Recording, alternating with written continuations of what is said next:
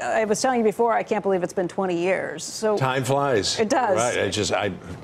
Really 20 years, but and that's one of the reasons I felt it was time to write the book. Why now? Why now? Well, my own circumstances were such that I had the freedom to do it. I just finished a book on my Baylor University experience where I was president, had a somewhat unhappy ending, so I wanted to reflect on that. As I was finishing that book, Hillary lost the election. So what's my next writing project? And I also knew, Becky, it was really now or never. Right. The years go by. Tying these things together, though, looking at your investigation, now looking at the Mueller investigation, what commonalities do you see? What differences? Lots of echoes. Attack the prosecutor. We see the Trump team, some of the Trump team, there have been different lawyers involved, taking a place directly out of the Clinton White House playbook, demonize everybody who's against you.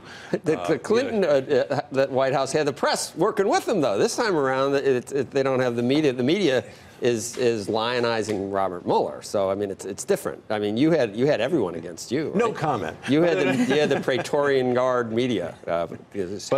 Look at you. Look at the way Ken Starr is viewed versus the way Robert Mueller's viewed. Think about that. Think about that. Well, I try not to think about it, but I do want to say this: there were a lot of truth seekers, and I mean this. This is not false praise. There were so many truth seekers in the media, and they would sometimes give us leads. It was really terrific. Just say, hey, did you know that? And whether they should have done that or not, but there were, quite apart from that, they were out there trying to get the truth. You started at Whitewater and ended up with a blue dress. Is it when people say? No, wait, I wouldn't put it that way. But when people say, Mueller's supposed to be looking for collusion, and we got Manafort, in his IRS problems from before he was even affiliated with and Trump. And a plea deal with him coming today. Yeah, is that fair game? Is it? Or should it not go that far? Is that just going to lead where everything leads? Logic and facts lead you in places you didn't think you were going to go. But show me a man and I'll show you a crime. No. Who said that? I think Stalin's buddy said that or something. Well, that's Russia. That's who you want to be. But show me a man and I will show you a crime. And isn't if you find something in Trump's business career from 5 years before he was president, is that grounds for impeachment? Is it grounds for impeachment? I don't think so. First of all, one of the lessons from the book is impeachment is just hell. Don't go there. Find some other mechanism for holding the president accountable. It's only the most extreme circumstances that our nation should go through impeachment. And there's now all this talk leading up to the midterms. Some on the president's side of the aisle say, look, that's exactly why they're trying to get elected, so they can impeach Donald Trump. So it's the rhetoric is really terrible. But the experiences my book recounts is we don't want to go there unless we absolutely have to. Right. You said, I think it was back in 1999, that maybe the special counsel shouldn't have all the same freedoms to run with these issues. What got you to that point? What made you think that? The expansion of our investigation, but the expansion of our investigation, Becky, came by the decision of the Attorney General of the United States. And that really was never understood. And I try to explain, how did this come to be? Janet what was Reno that line? at the time. Janet Reno, Bill Clinton's Attorney General, authorized the Monica Lewinsky phase of the investigation. She had to go to the special division of the U.S. Court of Appeals to do that, but she had to make that decision.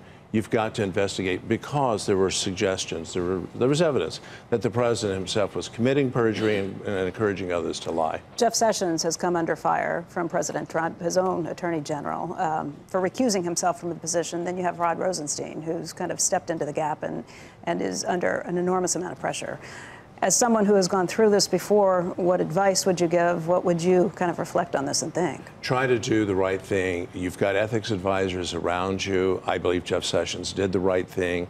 I publicly, not that it counts, criticized the president for criticizing his attorney general. Disagree on policy or whatever, but the president, you appointed him, right? You nominated him. So if he's not doing the job you want him to do, fire him. But this, the governing by Twitter in this respect, I think, is really wrong. You've seen all the sideshows with this investigation. Do you think the genesis of the Russian collusion narrative, do you think there's anything that might be a little bit strange there in terms of, I mean, at the Strzok page, FISA, the Steele dossier, all that stuff. Is there anything there that looks a little like questionable? More than a little questionable. And the good news is we've got a great cop on the beat. The Joe, IG? and that's exactly the Inspector General Michael Horowitz. He's a career civil servant, and he's totally Are honest. we halfway through this?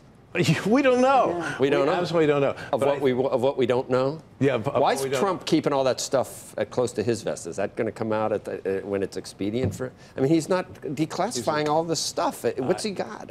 That's an issue that I wish I had more information on. He's obviously getting advice from within. Don't do it, because he hasn't done it.